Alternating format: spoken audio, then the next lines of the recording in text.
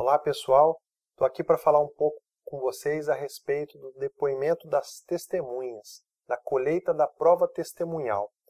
Vamos tratar a respeito de quem pode servir de testemunha, como que é feita a colheita dessa prova em uma audiência de instrução. Então tem pontos importantíssimos que vocês precisam saber para que possam estar bem preparados para uma atividade prática numa futura ação profissional.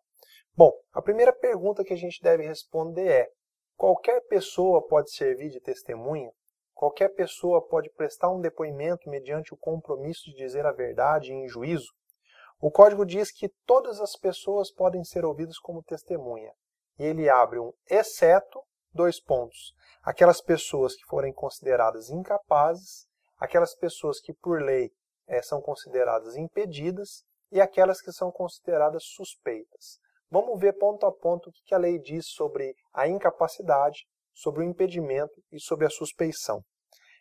A lei traz 4 tipos de pessoas que não podem prestar depoimento mediante o compromisso de dizer a verdade, ou seja, não podem ser ouvidas como testemunhas, porque são incapazes. E o que a lei diz que é incapaz? O interditando, o interditado, aquela pessoa que teve alguma deficiência mental e já foi declarado incapaz por um ato judicial, ou seja, que já está interditado, essa pessoa não pode ser ouvida como testemunha, tá? Em razão dessa incapacidade.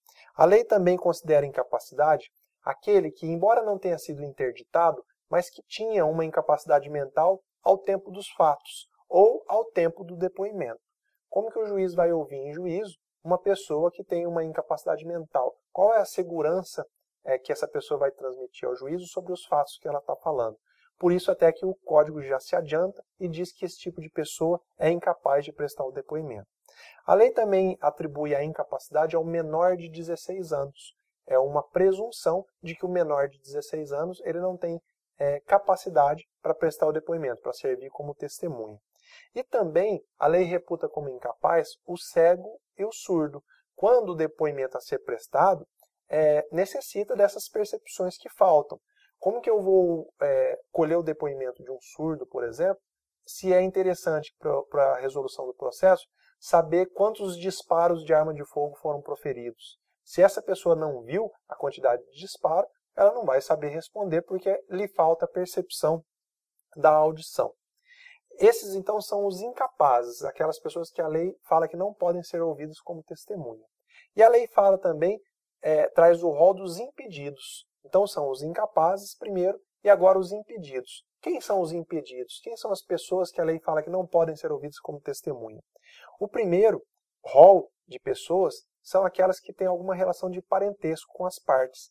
A lei fala que são considerados impedidos, então, o cônjuge, o companheiro, o ascendente e o descendente em qualquer grau e o colateral até o 3º grau, seja por consanguinidade, no caso do primo, por exemplo, ou seja por afinidade, o cunhado, por exemplo. Então essas pessoas, por terem um vínculo de parentesco com a parte, elas não podem ser ouvidas como testemunha. Um outro rol também, um outro item desse rol, a lei fala que não podem ser ouvidos como testemunha aquele que é parte na causa.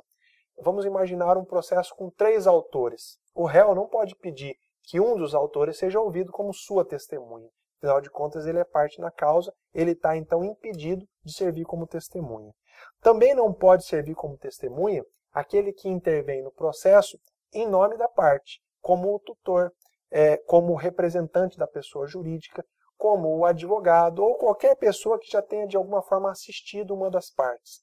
Eu não posso, então, arrolar o advogado do autor como testemunha. Eu sou o réu numa causa, eu falo, não, o advogado participou lá da nossa negociação, eu quero que ele seja minha testemunha. Ele está impedido de atuar como testemunha nesse caso. A lei passa a falar depois dos suspeitos. Então, recapitulando, não podem servir como testemunha os incapazes, os impedidos e também os suspeitos. Mas o que a lei reputa de suspeito? Bom, primeiro item, a lei fala que são suspeitos aqueles que são inimigos da parte ou amigos íntimos. É claro que é muito difícil você provar dentro de um processo a existência de uma inimizade. Eu arrolo uma testemunha, então, e o requerido vem e fala, olha, aquela testemunha é meu inimigo. Ele vai ter que provar essa alegação. E da mesma forma a amizade íntima. É difícil a prova da amizade íntima.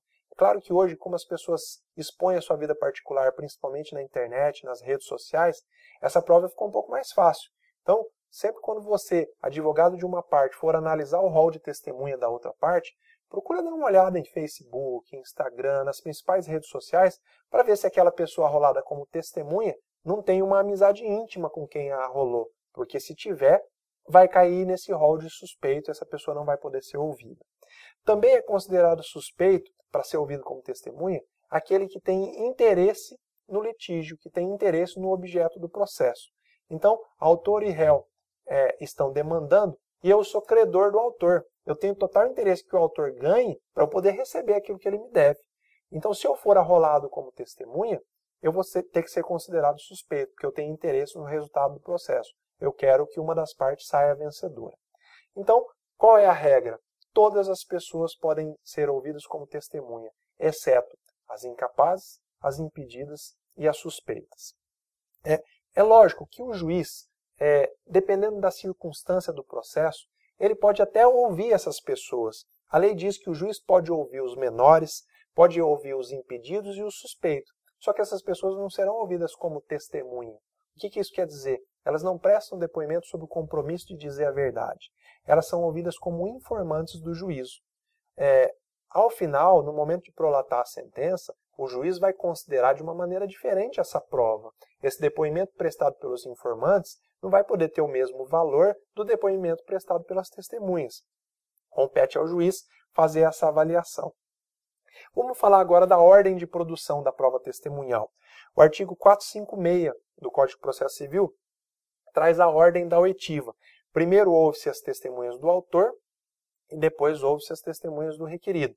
Essa ordem pode ser invertida, dependendo da concordância das partes. Se por algum motivo o juiz verifica que é mais pertinente ouvir primeiro as testemunhas do requerido para depois as do autor, ele pode fazer essa inversão contando com a concordância das partes.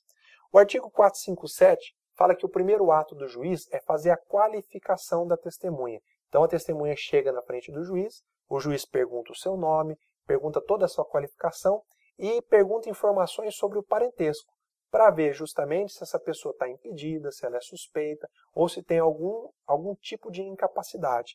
Fazendo essas perguntas, o juiz, antes de dizer à testemunha que ela vai prestar o depoimento sobre o compromisso de dizer a verdade, abre a possibilidade para alguma das partes apresentar o que se chama de contradita. A parte pode contraditar a testemunha. A parte pode falar: juiz, antes do senhor começar a ouvir essa pessoa, eu quero contraditar, eu quero alegar a presença de uma incapacidade, de um impedimento ou de uma suspeição. Esse é o momento para a contradita. Se eu sei que a testemunha é arrolada pela outra parte, tem amizade íntima com ela, é nesse momento que eu vou falar: juiz, eu quero suscitar a contradita. E o juiz fala: pois não, e você suscita: olha, essa testemunha é amiga íntima da parte que arrolou, frequentam o mesmo ambiente, não saem da casa uma da outra, saem sempre juntas, têm um histórico de 20 anos de amizade. Qual é o procedimento da contradita? Isso é muito importante. O juiz ouve primeiro a pessoa arrolada. O juiz vai perguntar: de fato, essas coisas acontecem? Você tem amizade íntima com a outra parte? Se ela negar, fala: não, eu tenho amizade, mas essa amizade não é íntima, não me impede de dizer a verdade. Abre-se a oportunidade para a parte que alegou a contradita fazer prova. Ela pode apresentar documentos, e aí vale, por exemplo, traz lá documentos extraídos de rede social, prova das pessoas sempre juntas em festas, em todos os eventos, e pode inclusive arrolar 3 testemunhas. Testemunhas não sobre o fato do processo, mas sobre a contradita, sobre a existência da amizade íntima. Após todos esses fatos, na análise da contradita, colhidas as provas, o juiz permite que as partes se manifestem ali mesmo na audiência e decide. No final ele vai dizer: olha, essa pessoa vai ser ouvida como testemunha, então eu vou submetê-la ao compromisso de dizer a verdade, ou não, eu acolho a contradita e essa pessoa vai ser ouvida como um mero informante do juiz. Esse é um procedimento que acontece na oitiva, na colheita da prova testemunhal. É um procedimento que o advogado deve conhecer, porque se ele não suscitar a contradita naquele momento, esse seu direito preclui. Ele não vai poder suscitar isso no momento posterior. Uma grande novidade do novo Código do Processo Civil. Antes, as perguntas que as partes faziam às testemunhas, elas eram encaminhadas ao juiz e o juiz passava a pergunta à testemunha. Agora não, as partes elas inquirem diretamente a testemunha. Ela fala diretamente com aquela pessoa de quem ela quer obter uma determinada informação. Uma coisa muito importante, o juiz pode indeferir alguma pergunta feita pela parte? O juiz pode dizer, olha, testemunha, essa pergunta você não pode responder? Pode sim, o artigo 459 do CPC, ele traz algumas hipóteses em que o juiz pode indeferir as perguntas. A primeira delas é quando a parte faz uma pergunta que já induz a resposta. A testemunha tem que ficar bem à vontade e ela não pode ser induzida a responder aquilo que a parte quer. Então, se o juiz notar esse tipo de comportamento, ele indefere a pergunta. Também, o juiz pode indeferir a pergunta que não tem nenhuma relação com o objeto controvertido do processo. Se está se analisando, por exemplo, um acidente de trânsito, quem passou no sinal vermelho ou não cabe à parte perguntar qual é a cor da camisa que a pessoa estava usando no dia do seu casamento. O juiz também pode indeferir as perguntas que importam repetição de outras que já foram respondidas, para que o ato não fique muito longo, para que a pessoa não fique respondendo aquilo que ela já respondeu. Uma coisa muito importante é que as perguntas que forem indeferidas pelo juiz devem constar no termo de audiência. Tá? Tudo aquilo que foi perguntado, mas que o juiz indeferiu a pergunta, tudo isso deve ser registrado no termo de assentado. Bom, essas são as principais informações que dizem respeito à colheita da prova testemunhal. É muito importante que vocês façam a leitura de todos os dispositivos legais. Há muito mais coisa a ser tratado, mas com esses parâmetros já é possível você fazer um juízo crítico nas audiências que vão assistir. É isso aí, muito obrigado, até logo.